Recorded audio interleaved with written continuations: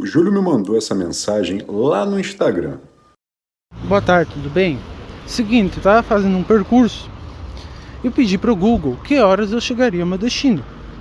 E ele me respondeu, às 1h37. Está correto?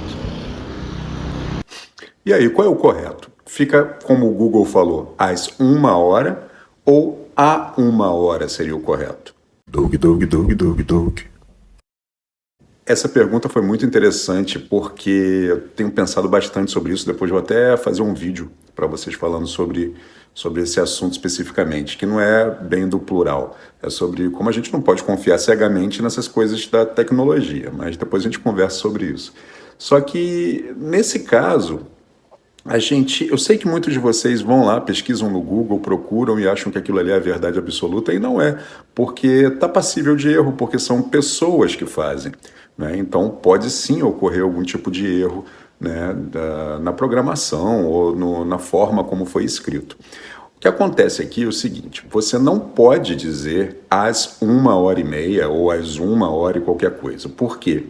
Os numerais, a ideia de plural de numeral vai seguir a lógica que todo mundo conhece, que se é um só, ele é singular. Então não importa se é 1h10, 1h20, 1h59, continua sendo uma coisa só. Você só entende, pelo menos na norma, né, na norma padrão que está vigente no país, a gente só entende o plural de horas a partir do número 2.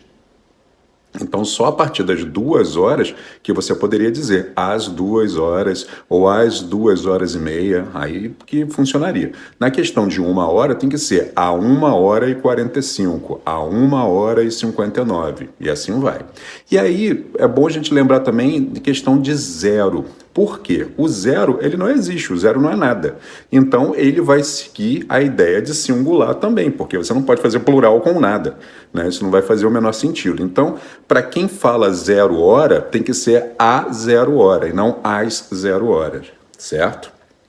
E da mesma forma que essa questão de zero, extrapolando um pouquinho a ideia de horas, a gente não pode falar, por exemplo, está fazendo 0 graus, porque esse grau ele tem que concordar com o zero, então vai ser está fazendo 0 grau, certo? É bom a gente se atentar para isso.